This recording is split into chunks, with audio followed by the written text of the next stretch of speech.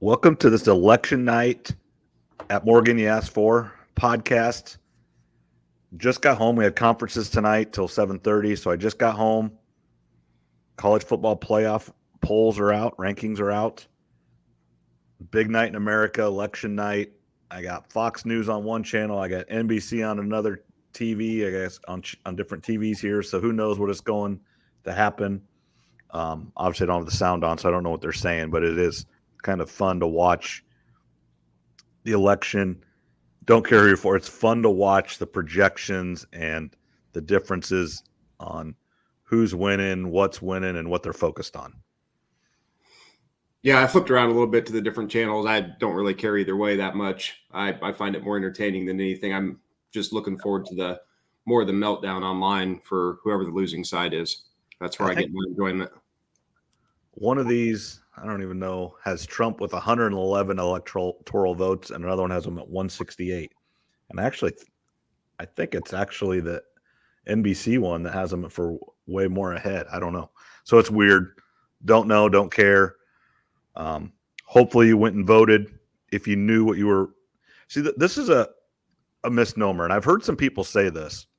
Should everybody vote? What do you think, Trev? Just off the cuff, should everybody vote that's eligible? I mean, obviously, if you're not eligible, then don't vote. But if you're an eligible voter, should you vote? Well, you're pressured to, so I guess you better. But what about this thinking? What if you have no idea on any candidate? Should you vote? Because probably not. People just vote for who their parents probably tell them to, or their grandparents, or their friends. So if they don't really know, but no, I'm kind of jaded about it, so I might not be the best person to have on for this type of night. So should everybody vote? Probably not. You got to do your research of what you want to vote for, but then that also goes back to do you think every vote counts? I mean, technically it doesn't, but that's a whole different discussion. Yeah, because the problem is people know the ones you see on TV, the Senate race, the House race, the president. Everybody knows those people. They figure out who they. But the ones that are closer and the ones that affect you more on a day-to-day life, like the city council, the board of supervisors, the judges, you have no idea. Unless you know the person, you have no idea. And you're voting for or against people not knowing what you should be voting for on what, if they like what you like or don't like what you like. It's just a guess. Yeah, a lot of people, it's black and white. They just vote all either Republican or all Democrat, just straight down the line. So I don't know if that's necessarily good either when it comes down to it, because it's more than just the president, as you had mentioned. But no, for me, I find it all very entertaining. I see people getting very emotional online, which I enjoy. It's good theater, I think. So I get enjoyment out of it. Yeah, it's just you made it. It's entertainment. It's theater. Hopefully, guess what? The sun's going to come up tomorrow, maybe, because it's rained for like 4 straight days here in Iowa.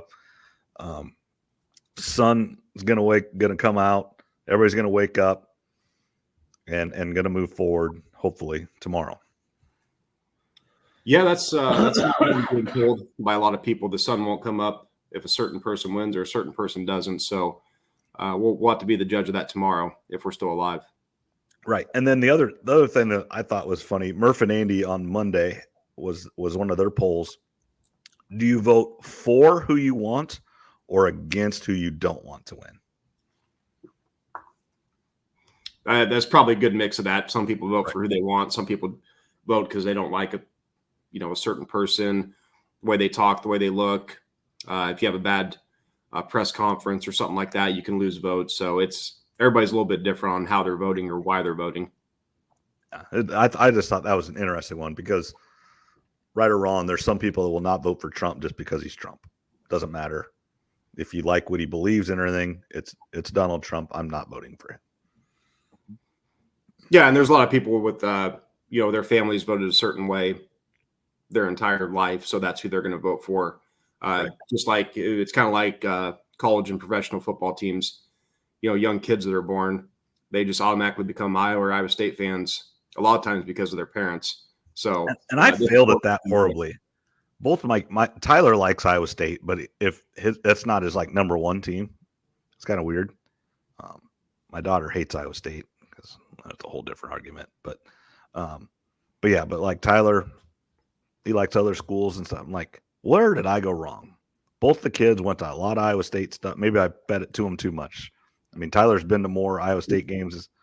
He doesn't remember not going. He's been going since he's about 3 or 4 years old. So I failed there miserably. But we'll go from there. All right, let's move on to much more interesting stuff, much more centric to what we want to talk about, what we want to listen to. And that was the college football show tonight. I watched a little bit of it at conferences. As a PE teacher, I get tons and tons of conferences, so I have a little bit of time on my hand there. I would say really no surprises, like big time surprises. There were people that thought the Big 12, now Iowa State losing definitely changed that, but thought the Big 12 was going to have a chance to maybe get 2 in, or there's an outside chance for Iowa State still to get in if they would win every game but lose in the Big 12 championship. I think tonight proved there is no chance of that. There is going to be one team from the Big 12 in. I suppose if BYU does stay undefeated and loses in a very close game to Iowa State, depending on what happens, but if everybody else wins out per se, only one team in the Big 12 is getting in.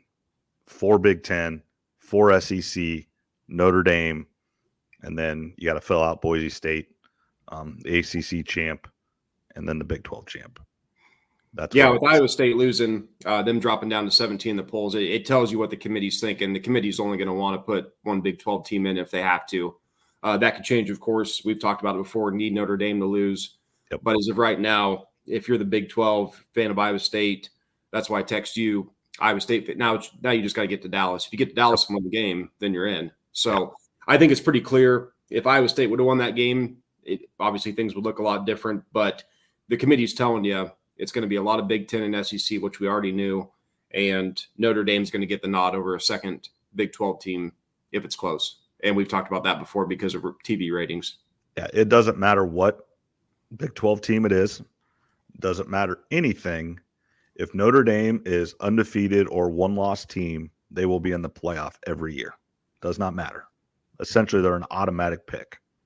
Now, they cannot be a top 4 seed, but Notre Dame with 0 or 1 losses every year is in. It's a guarantee. Yeah, that's going to be a guarantee if they don't join a conference because there's always going to be multiple 2 and 3 loss Big 10 and SEC teams. So, yeah, if Notre Dame goes undefeated or only has 1 loss, as long as they're not in a conference, they're automatically in. And even if they were to join the Big 10 or the ACC, a 1-loss Notre Dame team is typically going to get in. So Notre Dame's got that. We talk about a lot. Sidewalk fans that didn't go to there, but are big supporters. So yeah, we know that the committee and the TV networks are going to push for Notre Dame to get the nod over a lot of schools.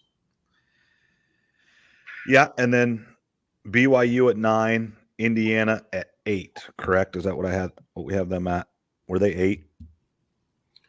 I didn't go. Indiana's got the 9 seed, but I think BYU was. I don't have the list in front of me. I think BYU was number 9 in the official rankings, and then they went to 4 in the seeding, which kind of confused some people at first. Yeah, BYU was 9, Indiana 8. Yep. So I was listening to some people today, or Chris Williams from Cyclone Fanatic, Iowa Everywhere, which those are great podcasts, great listens. If you are interested in those things, both of those places are really good. He had a kind of instant reaction, and he was hard on the committee on having Indiana so low. He goes, if you replace Indiana with Michigan, they're number 2 in the country. He goes, they can say whatever they want. This is a brand deal. It doesn't matter. Indiana's out. They'll be in if they stay undefeated. Don't kid yourself. But as soon as they lose, they're just like Iowa State. They're out. But if the same record, same schedule, you put them side by side, and that team was Michigan and not Indiana, they are number 2 in the country.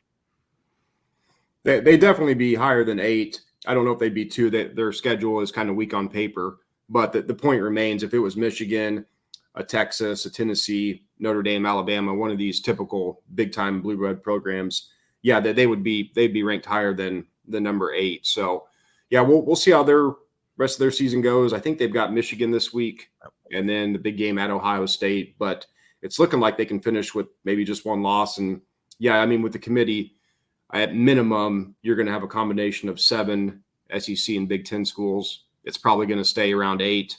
And, you know, could they officially get 9 between the two? Because then you'd have ACC, Big 12, and then. Yeah, you only need 3 others. Mm-hmm. If Notre Dame would lose, so officially they could have 9 of the 12 if Notre Dame loses, or if Notre Dame's not in. I mean, technically, you got the one Power 5 or group of 5, Boise State in this situation, ACC champ Miami, Big 12 champ BYU as it stands right now. Mm-hmm. Those are only 3 that would have to go. Yeah, that's right. And another thing that kind of helps the Big 12 or Iowa State specifically is, you know, Clemson lost another game, so that's good. So you're hoping that the ACC can only get 1 team in. You know, there's still a few weeks to go here. Yeah, but for Iowa State specifically, I know we're going to get into them in that game, but just get to Dallas. You have to just get there and you have to win it. I think now it's simple. You cannot lose another football game. I think even if you would get to Dallas and you lose that game, you're not in. I mean, I think it was proven tonight.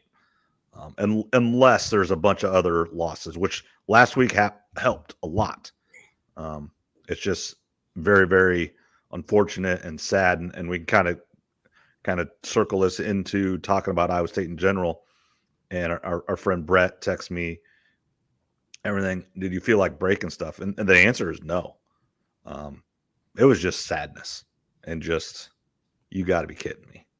Because again, they didn't play well. It was a lot like the Central Florida game before. It was just, obviously they scored with 12 seconds left or 30 seconds left instead of Iowa State. And it was just sadness. I mean, everybody walking across a bridge back to their campers, and it was pouring down rain. So that would have been probably a pretty good party.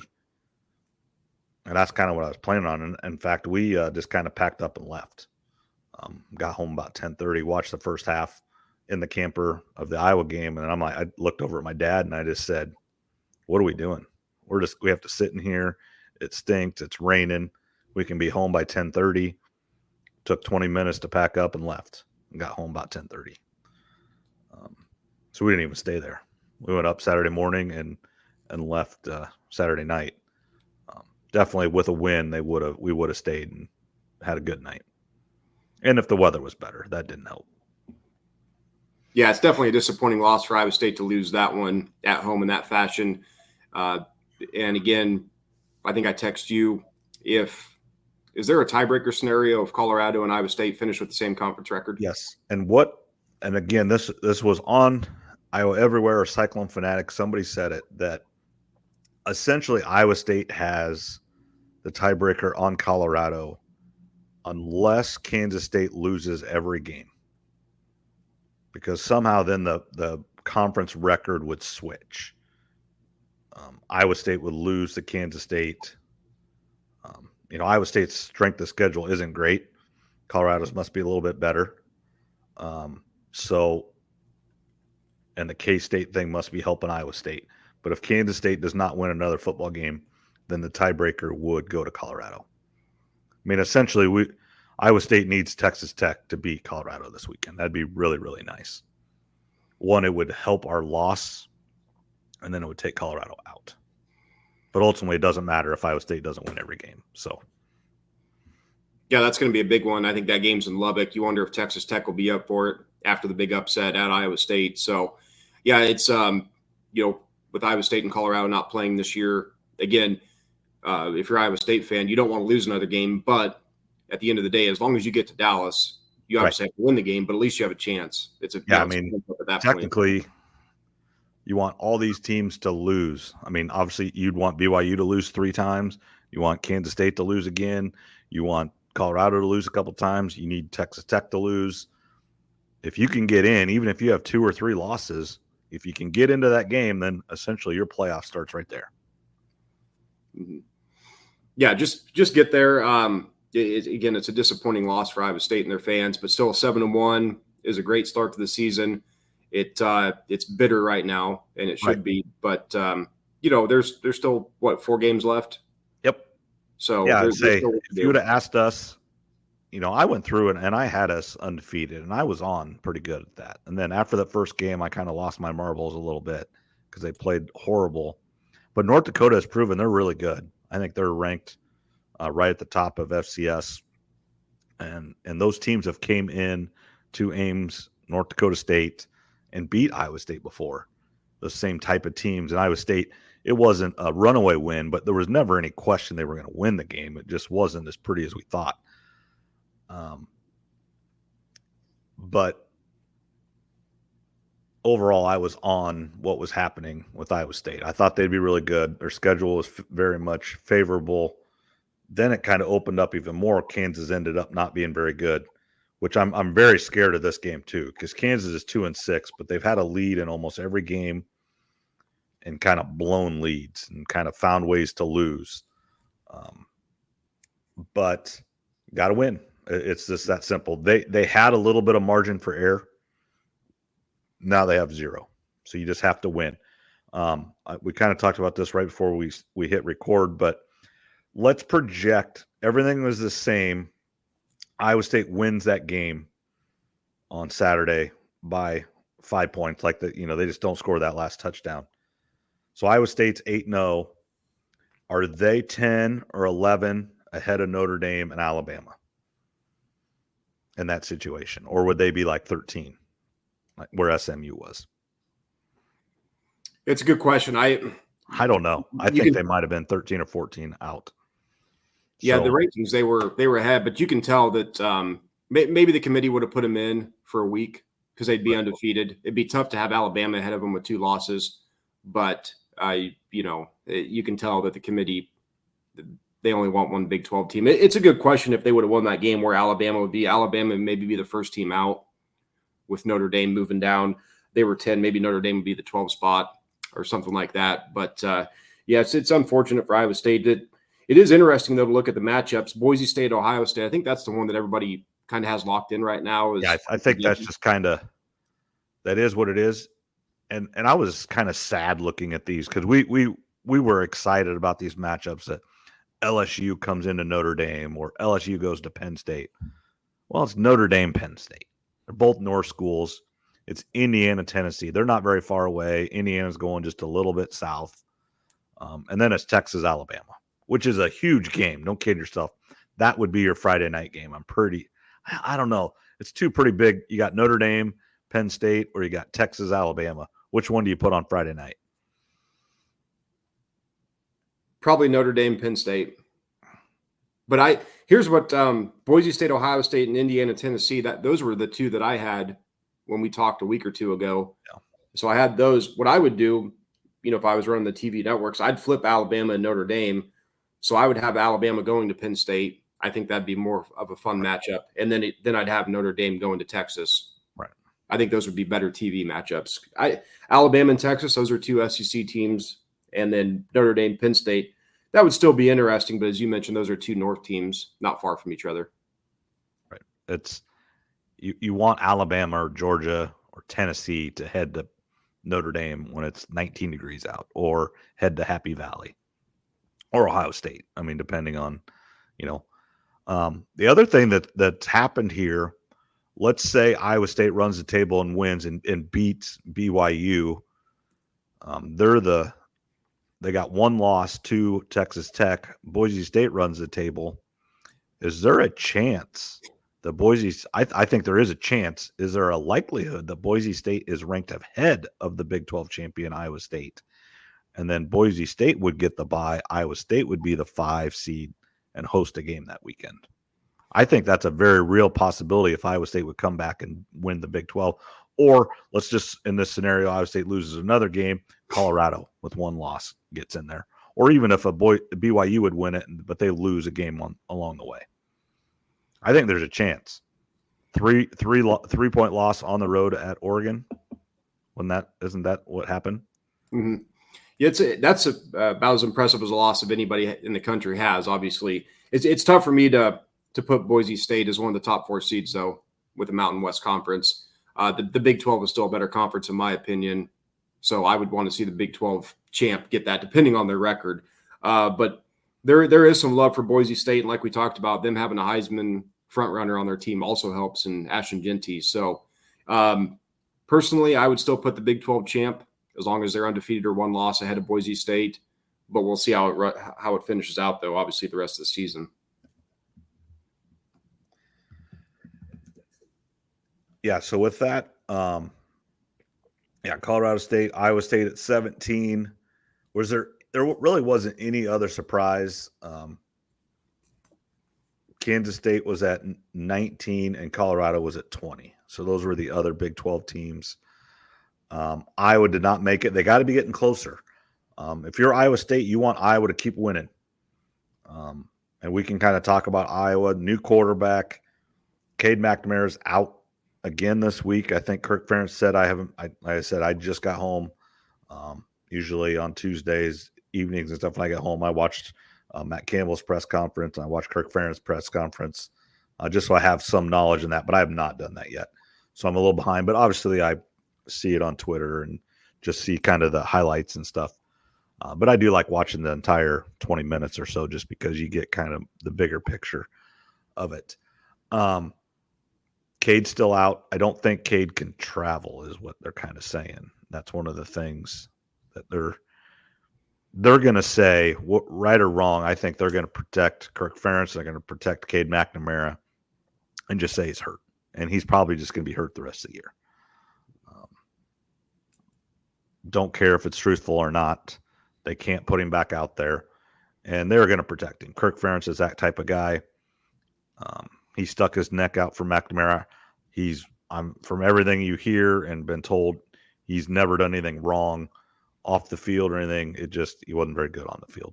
And some of it is he was never healthy. Yeah, Cade's got a big injury history. So, as you said, I wouldn't be surprised if he's just injured the rest of the season. But talking about Sullivan, there's no reason for Cade to take another snap. Sullivan brings a new dynamic to the offense. We talked about it last week. If he can just provide 20 to 50 yards rushing a game, a couple extra first downs, which is exactly what he did against Wisconsin and more. If you look at the passing stats, he was only 7 of 10. But if you watch that game, Iowa's offense looked totally different. It was fast, fluid, picking up first downs. He looked more confident throwing the ball than Cade ever really has. And then again, his mobility is something to go along with Iowa's running game, defense, special teams. If Sullivan plays like that and the offense, I'm not expecting over 300 yards rushing or anything like that every game. But if this continues, we've seen it through Northwestern and Wisconsin, there's no reason that Iowa can't run the table now with the rest of their Big Ten schedule. And this is kind of a question I've heard too is, so like what bowl game is Iowa going to go to? Like, is it the Capital One Bowl or Citrus, whatever name? I know it really doesn't matter, but they're still going to have all these bowl games and they're still going to go. Where are they going? Or do you have any idea? I'm not sure. I really haven't paid much attention to the bowl games. What I would say is probably going to happen is if Iowa does finish 9-3, they're going to be the first Big Ten team that doesn't make it, right, assuming 4 do. So they'd probably play the first SEC team that doesn't make it, and that could be any combination of a LSU, Texas A&M, Ole Miss, maybe even a Bama or a Vanderbilt, depending what happens. So whoever they do play, it should be a pretty good bowl game if Iowa can win out, though. And I think with Sullivan at quarterback, there's no reason that they can't, especially looking at how the rest of the Big Ten teams on their remaining schedule have been playing lately. Yeah, they're not. Nebraska is like 0-7 in their last games that they could have hit bowl eligibility. Yeah, them losing to UCLA at home, that was one I didn't see coming, but I'm definitely happy. That doesn't bother me at all. So seeing Nebraska struggle, they came out firing early in the season. Their schedule set up. We talked about it. A lot of people did. They had the quarterback hype and all this different stuff. And they just, ever since Bo left, they can't quite get it together. Now they have a young quarterback. They'll probably be a little better next year, but feels like we keep saying that every year with Nebraska. We just keep waiting for them to break out, and they never do. So I'm not complaining by any means, but Nebraska definitely compared to how they started the season, have really went downhill. Yeah, Brett Bloom put a tweet out today. Since 2017, it must have been when the playoff pool or whatever, Iowa State's been ranked 17 times during that time, and Nebraska 0. He just FYI, and then as the run, he leads the collective and everything. He goes, and to keep it this way, please go to wewillcollective.com and donate, which is great marketing. But that's just kind of a funny stat that Nebraska has, like 5 or 6 national championships and team of the 90s, and they love themselves and have not been ranked one time in the football poll era. Yeah, there was a lot of hype for him, and that hype is certainly died, which I'm okay with. And yeah, speaking of Iowa, I am going to go to the game Friday night at UCLA, so I will be there. I've got a couple tickets I'm looking at. I've got some little promo code for $20 off, so hopefully I can find something around $80 or $90 with all the fees and all that kind of nonsense that we know about for concert tickets. You can buy a ticket for $70 and it ends up being like $160 with all these different fees and the other crap that they have. So I am going to go to the game Friday night. I'm looking forward to it now. I really wasn't if Cade was starting, but with Sullivan in at quarterback, the offense was so much more fun to watch, especially against First Wisconsin. I told you after the Northwestern game, it's one game, temper expectations. But now that we've got 2 games, if we can turn it into 3 and 4, and looking big picture too, Sullivan's only a junior, so he can come back next year. And if he has success the remainder of this season and next season as well, does really well, and the offense takes another step, maybe that'll get some of the second and third tier mobile quarterbacks out there to maybe look at Iowa, to give Iowa a chance that they normally wouldn't have. Again, we're not going to get the mobile quarterbacks that are going to the big schools, but maybe that second or third tier mobile quarterback, maybe we can start bringing some of those guys in. That's looking big picture, though, and long term. Yeah, and I think Tim Lester is going to change the perception. And Cade McNamara, he didn't recruit him. He didn't necessarily want. Who knows if he wanted him, liked him. Obviously, he's going to do the best, and he's the guy, and he's trying to make it work. But Brendan Sullivan is definitely, the way the offense looks, much more the type of quarterback that Tim Lester wants. And I believe he did recruit him when he was at Western Michigan. Obviously ended up going to Northwestern, and Lester got fired. So, but I do believe that he's liked Brendan Sullivan for a long time. Yeah, the offense is looking better. And, Tim Lester, again, this is his first year. We talked about that a few weeks ago. He's going to need a couple, 2 or 3 years to really put his fingerprint on this offense. But it sure, a couple weeks ago, it looked like the Iowa season was just going down the drain. There wasn't much hope. And you plug in one different player at the quarterback position, and now the rest of the season, in my opinion, is very exciting. I can't wait to watch Iowa on Friday night and the remainder of the season if the offense, like I said, keeps rolling. I'm not expecting 300-plus rushing yards a game, but we'll certainly take it if we get it. Right. Anything else college football-wise? I mean, we could talk for days. Who do you think are not the rankings, not anything? Is Oregon by far? I'm not going to say by far. Oregon's the best team in the country right now, right? I mean, technically, it's a toss-up there. I don't think there's really a super great team anymore, at least this year. A lot of people have talked about that with the transfer portal and NIL. A lot of these programs, they can't hide players on the depth chart like they used to be able to because players are leaving now. Nick Saban at Alabama, he could have 3rd, 4th, 5th string corners that could start for almost every other college program. He could keep them on the roster. Well, now they're leaving. So I don't know if there's a great team this year per se. Oregon, Texas, Ohio State, Georgia, those are kind of in my opinion, probably the 4. Miami, in my opinion, Miami gives up way too many points. I don't know if I would trust him in the playoffs. Now, Cam Ward, though, is obviously a Heisman front runner, going to be a top 10 draft pick as of right now. So they definitely could put up the points, but Miami's defense, I don't know if I trust them, even though they're undefeated. So I don't know. My top 4 would probably be Oregon, 1, Georgia, and then Texas, Ohio State would probably be my 4 as of right now.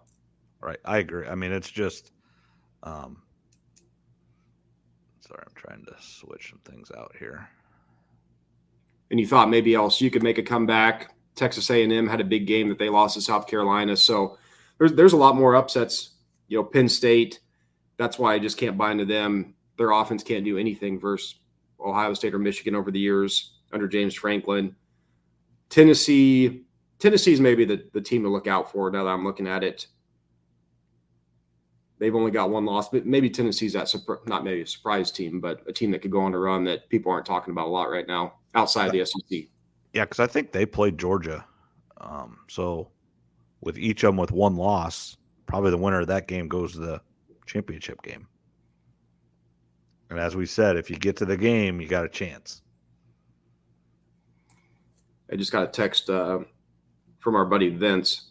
Did he say something in the YouTube or Facebook? He said, "Recognize me on your podcast." I don't know if he texted you. Must have been on Facebook. I can't see the Facebook ones unless I can't do all that right now. I'm not sure. Maybe he asked a question or said something. I'm not sure. But I'll look real quick. But Vince, if you're on there, go to YouTube and have a comment there. I can see it a lot easier. Yeah, if he's telling us to be quiet and quit talking about the Cyclones, go to YouTube and do it. Right now, I'm not sure. Maybe he asked and quit talking about the Cyclones. Go to YouTube and do it. See, that's turn off. Now we can hear ourselves. We're technical wizards here. Yeah, so. Yeah, he did. He was on Facebook. Vince, go to YouTube. What he asked on Facebook? Could you say it? He just wrote, "Iowa State stinks, though. What about a 9-3 Iowa team?" Well, we just talked about Iowa. Well, I saw he texted that like 10 or 15 minutes ago, so I just saw it. Yeah. So we must have just got into it. Yeah, no, I think Iowa 9-3 is definitely on the board. If you look at the rest of their schedule, again, their offense last 2 weeks, Iowa season was looking really bleak, and now we got hope again. It can change in a hurry. It's the college football and the NFL. It's a week-to-week league. Yeah, I mean it's Iowa State fans right now are kind of sad, much like Iowa fans were a few weeks ago against Michigan State. Season's over; it's ruined. But Iowa State still is 7-1, ranked 17th in the country. In the history of Iowa State football, that's really, really good. We've not been there a whole lot. Should be happier than we are, but we had the opportunity in front, and we didn't take advantage like we should have. Yeah, they were playing with fire a little bit too much lately. So yeah, there's still a lot that they can do and accomplish throughout the season. Again, if they get to Dallas and win the game, they're in. So that's the simple part to this. If you can get to that Big 12 championship and win it, you'll be in the playoff and everything will be good again. But got to take care of business these next 4 weeks. I'm replying to Vince right now. Alrighty. Okay. Sorry, we're live here trying to talk to some people to us, and we're going from there. So what's you're watching? You got more of this going than I do. What's the update with the are the Looney Tunes or the Nut Jobs winning right now? Well, I don't know which one's which for you, but I had it marked down. The Looney Tunes I was going to put for the Democrats and the Nut Jobs for the Republicans. I think the Nut Jobs are winning right now. Okay. But I don't know. How late does this go? Is this going to go till like 3 or 4 in the morning? Well, I don't think. I mean, if in real honestly, I don't think we'll know till tomorrow. Few days from now. Or, yeah. How many recounts are we going to get? Well, we already got like 30,000 in Milwaukee. Some state will screw it up and have to do it again. Yeah, we won't know for a while. I love a good recount. That really really makes me feel good about the voting. So this is NBC News. Trump 201, Harris like 95. I think is what they had. So, all right. I don't know. 91, 201 to 91. But I think there's some big states coming for Harris because you can be for Trump all you want, but he's not going to win by a big landslide, I wouldn't think. I don't care. 50% of the people are going to be mad tomorrow because it's 50-50. Yeah, and they probably haven't counted California, Oregon, and Washington, which Harris will get. The whole West Coast isn't done. I mean, because it's only 8 o'clock or 7 o'clock out there, depending on where you're at. Yeah, it's 7:10 here. I'm in Anaheim, a couple miles from Disney. So, yeah, these states won't, who knows, till probably 2 or 3 in the morning, your guys' time. But yeah, that was kind of nice last night. The Monday Night Football game got over, I think, right around 8:20 out here.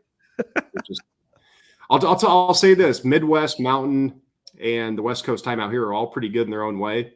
East Coast, that's the worst. Yeah, when I was up there for that week in Florida, Monday Night Football didn't start till 9 o'clock. It's like, oh, that's horrible. Yeah, you're up till midnight, just about. Yeah. So, yeah, be thankful if you're in the Midwest, Mountain, or out west here. The times for sports are a lot better than the East Coast. The East Coast is definitely by far the worst. Yeah, and then I remember being, I don't know if it was when we went to St. Kitts. I think it was one even more east. It was kind of like if you draw as further east, like over Newfoundland and Canada and past Maine and stuff. I think it was even 1 hour more east, and that sucked really bad because I think it was during college, but it was February, start of March, so it was start of basketball. So you're trying to watch a basketball game that started at 7 o'clock in Iowa, started at 10 o'clock out west, or where I was. It was like, this sucks. Yeah, it makes for a super early morning or a really late night, depending where you're at. Well, and I know, speaking of Iowa Everywhere, Chris Hassel does a Instant Iowa podcast right after the game, and he lives in Florida, right by. They always make fun of him. He lives right by Mar-a-Lago, actually, kind of in that area of Florida, South Florida.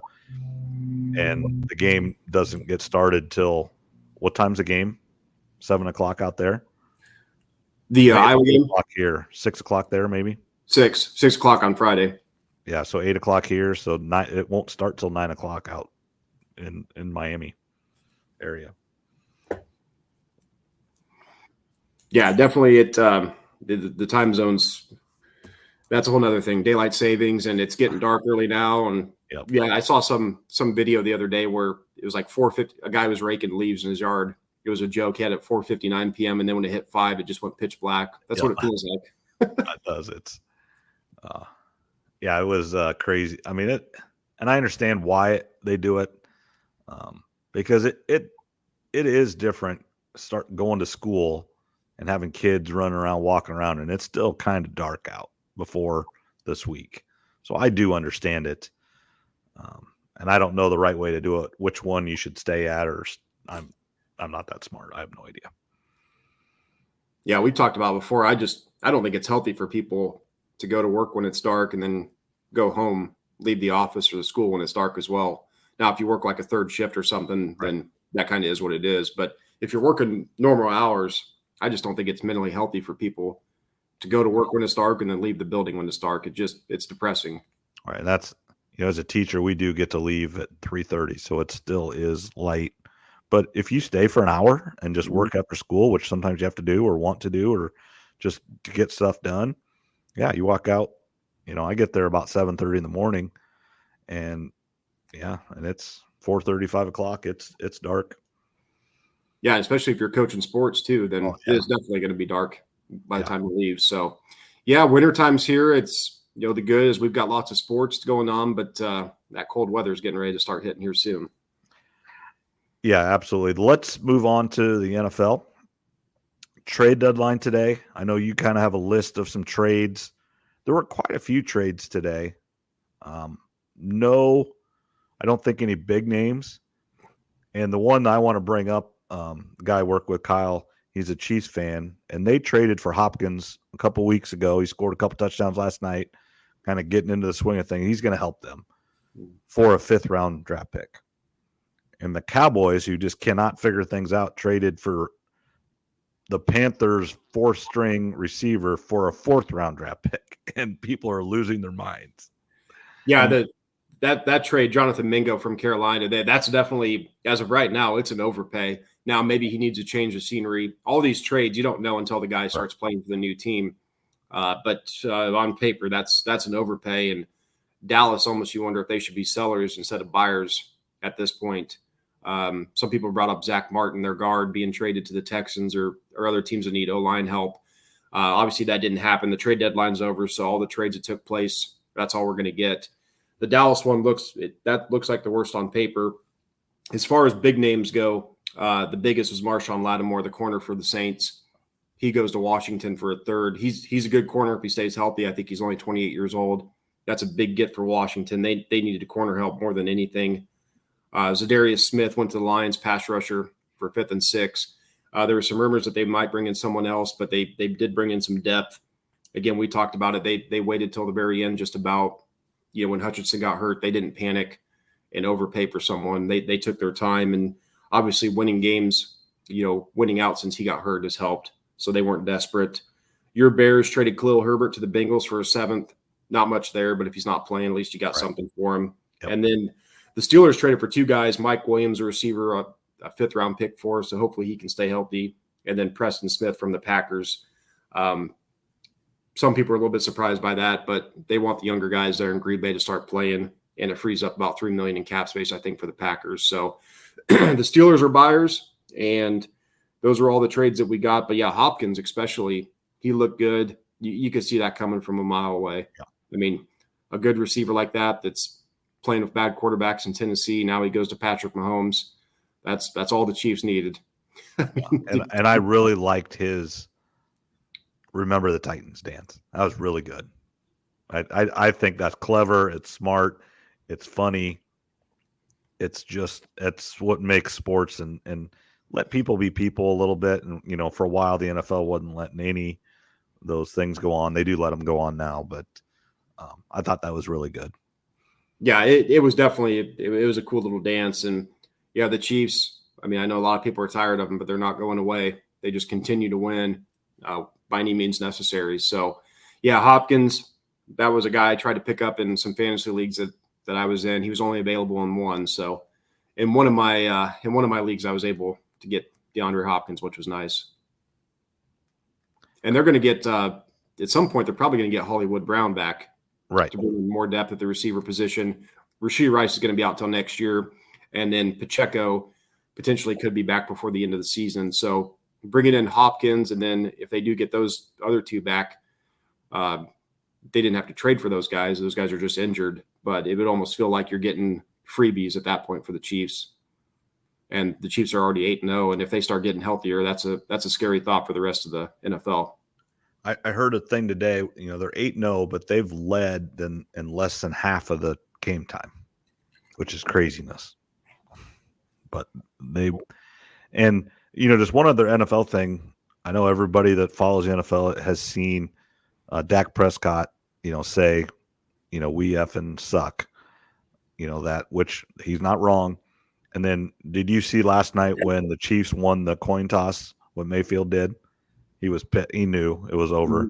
He might as well just walk back to the locker room. Yeah, we've talked about it before. If you're playing the Chiefs, if they get that regular season NFL, if they're going to win the toss, they're going to go down and win, which is exactly what happened. Right. And there's a lot of controversy, which I like, talking about if Tampa should have gone for 2 at the end of regulation. I think they should have. Here's a flip side, because everybody's saying they should have, and that was the thing I talked about in the Super Bowl, where I thought the 49ers, it would have been probably the riskiest call of all time, but should have went for a touchdown. This was Nick Wright brought up a good point. I thought, he said, if you get that 2-point conversion, you go up by 1. He said, but then you give the ball back to Patrick Mahomes with the best kicker in the league, 27 seconds and 3 timeouts, and he's got 4 downs to work with instead of 3. He's like, I'm not so sure that Mahomes wouldn't lead him down the field right away and at least attempt a game-winning field goal. So instead of talking about a 30-24 win, you're talking about a 27-25 victory or whatever the score would have been. Right. It's an interesting way to look at it, but his point was taking that 1-point lead with 27 seconds left and the Chiefs having 3 timeouts. That's too much time. You force their hand and they can do it. Yeah. So their hand wasn't forced since it was tied. They tried a few plays, got to 4th and 1, they punted. But if they were down by 1 point, that completely changes everything. Right. So it's an interesting point. That's what I love about these final 2 minutes, the final minute, the final 30 seconds. Football's changing a lot. We talked about that with the Lions and the Vikings game and some others going on right now, where there's a fine line between wasting time and saving time. And it's teams are thinking outside the box, and I love it. Yeah, just kind of interrupt here. NBC is projecting Trump wins Iowa. I don't think that's a huge surprise, but the latest poll out of the Des Moines Register had said Harris had taken the lead here late. So that was kind of but NBC is saying Trump wins Iowa. So there you go. But yeah, the time is a huge thing. And Iowa State was kind of in that situation. They scored too early. They scored on 3rd and 15, a 44-yard touchdown, and gave them 2-11. And again, that 2-minute timeout where Iowa State has been able to come back and win benefited Central Florida. That 2-minute timeout in college football is a big, big deal. And it's happened 3 times now to Iowa State. 2 good, 1 bad. And offenses and quarterbacks, and I think this comes down to quarterbacks, receivers, running backs, everything. They do all this 7-on-7 stuff, which is kind of what the 2-minute warning, 2-minute time or 2-minute offense is everybody's running routes. You're reading, you kind of got just concepts. You're saying just your plays are probably just one word things, and you just say it and you go, and you're just trying to play a little backyard football almost. And all these players are getting better and better at it, and it's easier for them. Yeah, and I think what we're going to see here eventually is defensive teams are going to have to get a little bit more creative. Say you offense has got like 14 seconds left, and they're at midfield. They got to pick up 10 or 15 yards and then call a timeout or maybe even spike the ball and then kick a field goal. Our defense is going to just tell their defenders, hey, let the guy run around and waste time. Don't tackle him right away. Right. Just, let the clock run out. And that's a little bit risky because the guy obviously could get by and go for a touchdown. But you wonder if defenses are going to not tackle a guy right away, because you see that at the end of games where a guy catches the ball over the middle, 5-6 yards, and they tackle him, and then the offense has enough time to go up and spike it and kick a field goal. Is there going to be a defense that just says, hey, we're not going to tackle you. We'll let you run around for 3 or 4 more seconds and just end the game? Yeah, and obviously in college football that won't happen because as soon as they're down, they're down. But the NFL, that very much is true. Yeah, I mean, just everybody's getting so much, and then kickers are so much better. Was it 61-yard field goal that game winning this weekend in the NFL? Josh Allen was talking about that. So the Bills kicker, Tyler Bass, yeah, and for the longest time, 63 was the record. Now it's longer than that now, but 60-yard field goals, you're going to see a guy try from 70 here pretty soon, I think. Yeah, we've seen 70-yard attempts before. They haven't really come close, but right. I saw a video of a high school kid making a 63-yarder a couple days ago. College, I think it was the kicker for Temple, or the team Temple was playing. I think he made like a 64-yarder. So yeah, kickers' legs are getting stronger, more accurate. But probably part of that's a lot of kids play soccer, learning to kick at a younger age, and then just getting into football. So yeah, the kickoff rules, special teams, clock management, it's kind of a new age. And you talked about a few weeks ago, a lot of the young people play video games and they understand this clock management more than the old school guys do. And there's kind of a clash going on right now. So some of the old school guys are trying to figure out timeouts, when to use them, when to use the 2-minute warning. A lot of times when the clock's running down in the NFL, especially before the 2-minute warning, teams like to use a lot of their timeouts. There are some coaches and quarterbacks that prefer to at least save one timeout. So you let the clock run down a little bit and get the ball back with less time, but you have one timeout in your pocket in case a sack happens or something bad. Or that last play before the field goal, you can use the whole field and get it, because a lot of times defenses are just so aware of the sideline trying to keep you in, and you can sneak a 25-yard pass right down the middle. And if you have that timeout, you can run that play. It makes the defense cover the entire field. So you have a little less time, but it gives you more leeway in the play call, or if you happen to see a guy running right down the middle for 40 yards, even if that's the first play of the drive, you take it because that's 40 yards and you have a timeout. So yeah, the middle of the field, you're right, it's a big point. And I just think there's a lot of coaches when they see that clock ticking, they get nervous and they think we got to stop it. And a lot of times if you can save one timeout, as you just mentioned, that leaves you the middle of the field. If you get down into field goal range where you don't have to complete a pass out of bounds, you can use the entire field, get down, call a timeout, and attempt to kick if you need it. Yeah, it's just watching these. They're talking about Wisconsin, and it's kind of like the U.S. And I understand why you have to do it, but just looking at the state of Wisconsin, it's all red in just a couple spots, are the cities. Milwaukee, kind of by Green Bay, Madison are blue. Iowa's the same way. It's all red. A spot here around Des Moines, a spot around Iowa City, and I don't think people are that different, but for some reason their views and everything are just so much different when you live in a city. The old city mouse, country mouse. It is so true. Yeah, it's the maps are interesting. I saw a little bit ago. They break down all the counties and the percentage of votes that are in. Some of these guys really get into it, so it's fun for them. It's probably like me in the NFL draft when you start looking at. They've been doing mock drafts for weeks on this, Trev. They're just like you, only it's election time.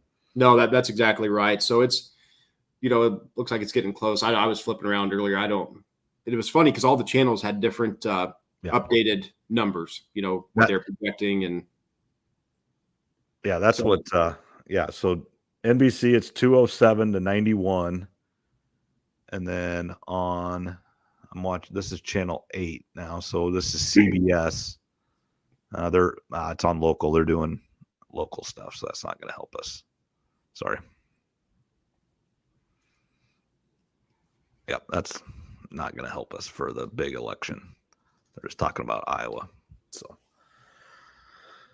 Okay, I know you wanted to talk about the Bears. So we talked about the Bears on whether that Hail Mary loss would make them spiral out of control, and they suck. It's just that simple. Probably should have fired Eberflus, not let him go home from Washington. Got to fire him. I do not know the candidates that they should hire. I don't know who even is available. I don't know who the coordinators are in the NFL or the coaches. Would a Ron Rivera or Mike Vrabel be interested in the Bears job? They have one thing that you want, and that is they have what you think could be a franchise quarterback. The job's probably attractive. Yes and no, the job is attractive. Ron Rivera, no. If I was a Bears fan, that's one of the last guys I'd want coming in. His time in the NFL. He's a Bear, though. I mean, that's I know, but they don't.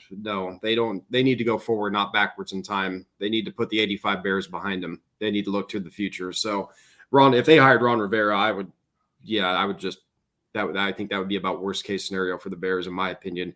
But if you do look at defensive coaches, obviously Belichick and Vrabel, the defense is pretty well set for the most part. It's ownership, though. And do you want to deal with the Bears ownership is a real question. Ben Johnson's obviously his name's going to be up there. And then does Cliff want to be the head coach again? He's having a lot of success in Washington right now with Jaden Daniels. And obviously he's coached Caleb. He knows him. Would the Bears be willing to give Cliff a second job, and or would he want to leave Washington? Because they look really good at the moment. So, yeah, the Bears head coaching job, Eberflus, I don't know if you fire him right now. I don't know if that's going to do any good or not. Then if an intern comes in and does well, do they hire the intern or the intern head coach for next season rather than bring in a guy like Ben Johnson? So it's an attractive job because the talent's there, the roster, but do you want to deal with the Bears ownership is the flip side. So it's kind of a double-edged sword in that way. Yeah. And the ownership, I don't know what to make of that, because you would think, she's 100 years old or whatever she is. Obviously, her kids are kind of running it, but you think her kids got to be 75, 80 years old just because she's 120, 25 years. That's when you have a kid. At worst, 70. So they're going to, obviously you can own the team, whatever, but active day to day, how much do you want to do past 70 when you're a billionaire? Yeah, but a lot of these owners, I mean, as long as they're getting a paycheck coming in from the NFL, winning and losing isn't at the top of their list. Right. As long as they're making money, it's a cash flow for them. So, and the Bears are different than like a Jerry Jones or a Robert Kraft, where they went and made their money doing something else and then bought the team with that money. And so they probably still have those business interests somewhere in their family doing whatever. The Bears, George Hallis, Papa Bear Hallis, McCaskey's dad, bought the team for the Bears for $500 in like 1920. So that's the only thing they do. They don't have other business interests besides what they use with the Bears. Now, I'm sure they've got business holdings and stuff, but their money is the Bears. Just like the Steelers. The Steelers are the same way. The Giants are the same way. Those teams that were bought for, I think the Steelers were purchased or bought or founded, whatever, for $2,500. And I think the Bears were $500. So those families don't have the other interest. Yeah, the Steelers and the Giants, they're willing to spend more money than the Bears. That's a little bit of the difference. But yeah, I get your point. And yeah, for the Bears, I mean, the talent's there. So they just like we talked about with the Indiana Fever, they need to make sure they get the right coach. And I think they did. But for the Bears looking forward, you're all in on Caleb. He's going to be the guy for this year and the next 2 to 3 years at least. So you better get it right. I'd bring in an offensive coach unless you could get Vrabel or Belichick. Those might be the two exceptions, but I would, if you could get Ben Johnson. I'd say, what would you give Ben Johnson complete control if he would come? As much control as you can get. I mean, obviously you're not. I mean, do you give him Belichick control? I don't know if you do that. I mean, you still got to let the GM be the GM, in my opinion. He's never been a head coach before, so I would give him as much control as you could give a head coach, but I would still want the GM doing his job. The good thing about Ben Johnson, though, if you bring him in, you also hurt the Lions when your team's in your division. So I don't know if Ben's going to leave. I mean, they've got a really good thing going there in Detroit, and he seems to like it. And for the past 2 years, Ben Johnson has turned down jobs. So right. I don't know if he'd go to Chicago or not. So but it isn't made aware as colleges, because colleges, most of them are public schools and they have to disclose. But what does the average NFL head coach make? Do you know? I don't even know anymore. I used to pay attention to what the numbers were. Now I don't know. You could probably do a quick Google search and find out. Is it like 12 million or more? It might be. I heard Sean Payton got a ton of money from the Broncos and the Walton family. I could look it up here maybe for our next episode, but yeah, you can get on Google and find out basically what the coaches and the coordinators are making.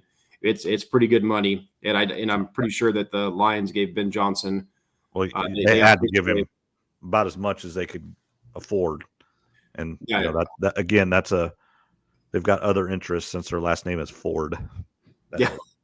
Yeah. So I think they upped his pay since he agreed to stay, and that's a win-win for both sides. It's looking like, and then that kind of leads, I want to talk about the playoff matchups if the playoffs started today and how many teams I really trust to win the Super Bowl. So let's start with the AFC. We know the Chiefs have the number 1 seed, and then it would be the Bills hosting the Broncos, the Steelers hosting the Chargers, and the Texans hosting the Ravens. So you got some pretty good matchups there. If I'm looking at the AFC, as of right now today, there's only 3 teams I trust to win the Super Bowl. That's the Chiefs, the Ravens, and the Bills, just because of their quarterbacks and their coaches. The Broncos, quarterback's too young. The Steelers, I need to see more out of Russ to make sure this isn't just a short-term thing that he's having now. The thing with the Steelers, they do have, he is a Super Bowl winning quarterback and a Super Bowl winning coach. That does not hurt them. Yeah, they would be my 4th team in the AFC that I would trust the most. That I just have them out right now because I need to see a little bit more out of Russ. But you're right, the culture, the defense, head coach, and quarterback, all Super Bowl experience. Chargers, their offense is starting to come around a little bit. Quentin Johnson, the first-round rookie out of TCU, is starting to shine a little bit. Maybe he just needed the right coaching out of the Harbaugh staff. And then the Texans have had a lot of injuries, and their offensive line is really playing like crap. So as of right now, I only trust about 3 teams in the AFC. And then if we flip over to the NFC, Lions are the 1st seed. Yep. Commanders would host the Packers. I think that'd be a heck of a playoff game. Yep, it would. Falcons would host the Eagles, another good one. And then Cardinals right now are the division leader, would host the Vikings. And for the NFC, I only have 1 team I trust as of right now, and that's the Lions. And so 4 teams I trust right now to win the Super Bowl. If we look through the NFC teams, Commanders, rookie quarterback, Can he get it done in the playoffs? Usually it takes a couple years of experience. The Packers, Jordan Love, too many turnovers. He's got to get those cut down. If he does, then I'd start to be a big believer in the Packers. The Falcons, don't trust Kirk Cousins in the playoffs. Eagles, love their roster, don't trust their coach. I think their coach is going to cost them in the playoffs. I'll stand pat on that. And then the Cardinals and Vikings. Cardinals, don't trust the quarterback. Vikings, don't trust the quarterback. So as of right now, there's only 4 teams that I would really, if I had to bet on them to win the Super Bowl. Now you look at some other teams like the 49ers are battling back. The Rams started slow. They're battling back if they can get in the playoffs. And those are obviously 2 teams I would trust if they can get in. Yeah, the 49ers, I think, just need to get in, and they just need to get healthy. And then you've got experience, a great coach, quarterback that's been there, players that have been there. I'd like my chances with the 49ers if they're healthy. If they're like they are right now, then no. But you got to get McCaffrey back. That's number one. Yeah, get McCaffrey back. That'll help them a lot. But yeah, the Niners and Rams, if either or both of them can get in, then I think you trust both of those teams. You trust the head coach, the quarterback, the culture there of those guys. The AFC, you look, the Bengals are just out right now. We know what Joe Burrow can do if he gets in the playoffs. Their defense is starting to play a little bit better, but there's something weird going. Cincinnati is just, that team feels off this year for whatever reason, even outside of the defense not being good. So, there's hope for a lot of teams, but a lot of these teams still have question marks that they're either unproven or, in the case of like the Falcons, again, do we really trust Kirk Cousins to go on a playoff run? I think he can win a game, but can he win 3? I would bet against it.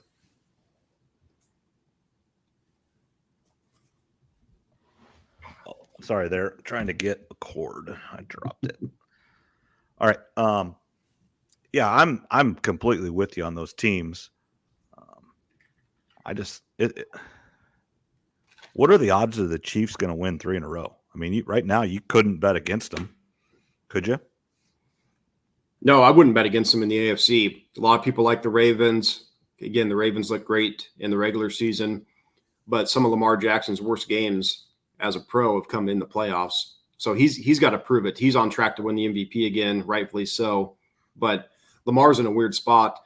The MVP is kind of it's not really going to matter for him as much anymore. He needs to get it done in the playoffs. The good thing for Lamar, though, is he's proven all the people that doubted him. People thought he should enter the draft as a receiver. He's proven all those people wrong. Right. I mean, he's a way better passer from the pocket than he gets credit for. The problem is he's had some struggles in the playoffs. So until he conquers those struggles, that's always going to be a narrative around him, kind of like with Dak and other quarterbacks. And we hit on this every week, but what are the Cowboys going to do going forward? Yeah, this season, you mean? Well, just even going into next year. I mean, just they're locked into Dak, and they're locked into Dak. I mean, he's there for 4 more years. So for this season and at least probably 2 to 3 more, maybe the last year of the deal they could get out of. But I think they're pick 11 right now if the draft started. They're somewhere around that 10, 11 spot. In my opinion, it's easy to say this as an outsider on paper, but they should probably trade down a couple times, pick up extra draft picks because they're going to need that cheap labor. They paid CeeDee Lamb, and they're probably going to have to pay Micah Parsons after the end of next season too. So they're going to have some really big contracts on their roster. They're very top heavy, and that's coming back to bite them right now. And Jerry seems to be, Al Davis, his last 10 years in the NFL, he kind of went a little bit crazy. Al Davis is one of the most important guys in the history of the NFL for a lot of changes that he brought, but his last 10 years weren't so good. And Jerry Jones is kind of having that same feel to him. He's talking a little bit too much. He's getting angry with the radio people. He's making trades for Trey Lance and Jonathan Mingo. Both he traded 4th round picks for. And, Trey Lance can barely even make the roster. Jonathan Mingo, we'll see what kind of impact he has. But Jerry Jones is kind of going down that Al Davis trajectory right now toward the end of his career. Yeah, there are a lot of similarities there. I think Jerry Jones has been one of the most influential people in the NFL as well, from taking it from, to what it is today, where it controls sports, to 87, 88, whenever he bought the team, where the NFL was popular, but baseball was still number one. Mm-hmm. And it's grown, and he's helped do that. And he's made, obviously he didn't make the Cowboys famous, but he turned them into the team. And, he won 3 championships. And, but yeah, and some of that is they are their general manager as the owner, and they make the decisions. And he's just arrogant enough, and Al Davis was as well, that he's not going to step down, and he's not going to do that. Not do it until he physically cannot. And I'm guessing that will be when he is no longer with us. Yeah, that's probably right. I mean, he's not going to give up control now. And you're right. Jerry Jones is one of the most important people for the growth of the league. He's a very impactful person throughout history of the NFL, just like Al Davis was in their own right. So, yeah, I mean, the Cowboys, for as much as we make fun of them, they're always pretty decently well run. They draft pretty well. They hit on all their picks, and they pay their guys. Players that play for Dallas love the Dallas Cowboys. It's almost like you're part of the family. So it's just right now, it's kind of got a little bit of craziness going on. Micah Parsons is doing podcasts. He had CeeDee Lamb's mom tweeting about Dak after their playoff loss last year. Dak saying we suck on the sideline. Now he's injured. CeeDee Lamb's injured. Jerry Jones is going off on radio shows. So the craziness is starting to build there in Dallas. And maybe should have seen this coming. I mean, you had Mike McCarthy and the other coaches on 1-year contracts. There's not a lot of faith there. So, and the players know that when things start to go south, they know the coach is going to be gone. So, how much are they going to listen to the coach and buy into what he's saying when they know he's on a lame duck contract? So it's maybe should have seen this coming from Dallas. Yeah, I'm watching something here where he just pushed a button and it went all the way all of a sudden to 226 to 219 Harris. I don't know if I think it's a little bit projections. Oh, he's hitting buttons to project. I got you. Okay. All right. Never mind. That was very much not. Yeah, because now he hit 2 more buttons and it's 251 to. Yeah, he's hitting buttons. Showing all the possible outcomes, right? Yep. So I don't know. It is interesting, and some of it, I'm not listening to it, so it's kind of hard. I probably should have put closed captioning on, but I didn't. No, it's this time of year. We're getting close. Couple weeks to Thanksgiving, and Thanksgiving week is one of the best weeks of the year. You've got football, you got basketball, and it's Wednesday, Thursday, Friday, Saturday, Sunday. I mean, it's every day. Hopefully, Iowa State's still in it and has to win on that Saturday against Kansas State. I'll be there. And that will be one of the most exciting days in Iowa State football history. Yeah, especially if they can win the rest of their games until that game. That's going to be massive game. I would love to go to that one. What's the date of that game? The 30th, Saturday. Oh, it is the 30th. Okay. Yep. Yeah, because then Iowa and Nebraska will be playing the 29th. Then yeah, on Friday. Yep. Friday. Yeah. Okay. That makes sense. So, yeah, that's going to be a big weekend. You just got to take care of business before that one, though. Yeah, I think you're going to see one of two things with the Cyclones here. One, are they not as good as we thought? And it was just kind of a product of the schedule. Like if they come out and get beat again or don't play well, I think it might be just a little bit of smoke and mirrors. But if they come out and they play well and take care of Kansas, maybe it was just a blip. And they are good. Now you still have to play. You still got to win. But we'll see.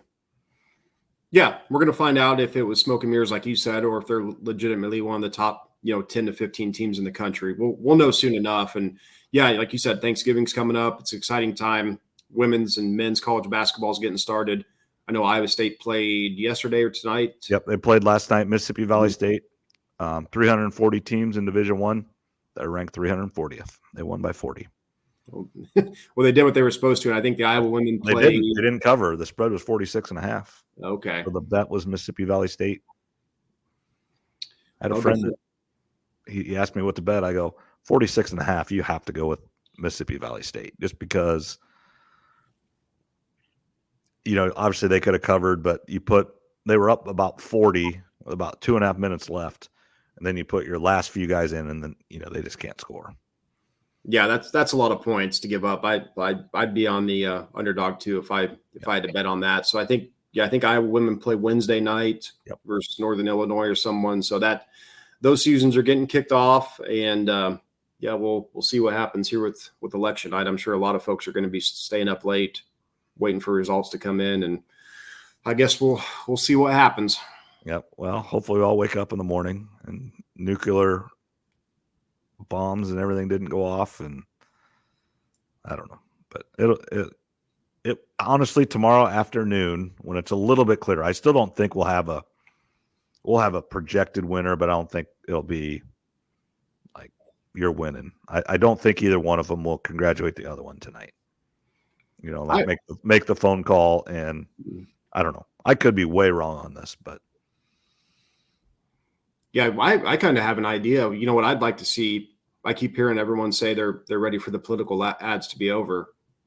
I almost would like to see political ads be year round for 4 straight years. I want to see how committed people are, because I see a lot of people get committed here the final couple weeks and month. I see all the I voted stickers, and people are really getting into it.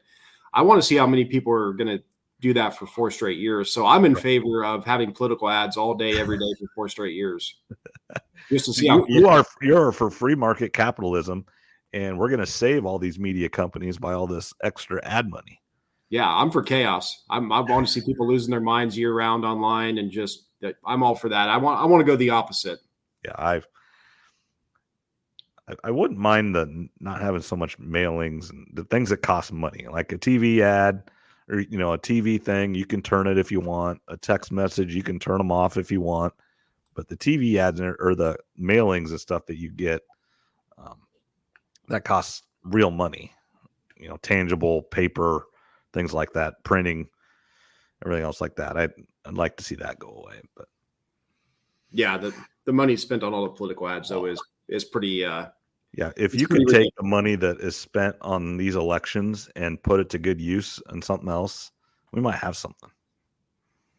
We might, but they've got to appease to their cronies on Wall Street. So that's like I said, I'm very jaded about this stuff. So anyway, we'll see what happens the rest of the night. I've got the TV on. I got some guy pointing at stuff and waving his hands and going nuts. So it's very entertaining. Like I said, I'm in Anaheim tonight. I'm not going to go out. It's still early here. I got to have dinner, but I'm probably going to order something in. I don't want to be outside if who knows. Well, yeah, you don't know what's going to happen out there. Yeah, people might lose their mind. Be careful. Yeah, if somebody's candidate doesn't win or something, who knows what's going to happen. So I'm gonna order a pizza tonight or order delivery of some kind and stay in. I don't need to be out on the town tonight. No, I agree. You got a bar downstairs in the hotel or anything just to head down? I think there is. I'm probably going to go work out at the gym here for a little bit, and like I said, order some food, and I got to head down to San Diego tomorrow. So, alrighty, all right. Well, thanks, Trev. We're obviously it's a little bit early here, but Trev's working and stuff like that, so it worked out for tonight, and make it a little more interesting with election night, and the college football poll is out tonight. So, again, thanks everybody for listening and watching. Please rate and subscribe. It does help us more than you think, and we do appreciate all the support and everybody tuning in whatever form you do. Thank you very much. Thanks. Have a good night.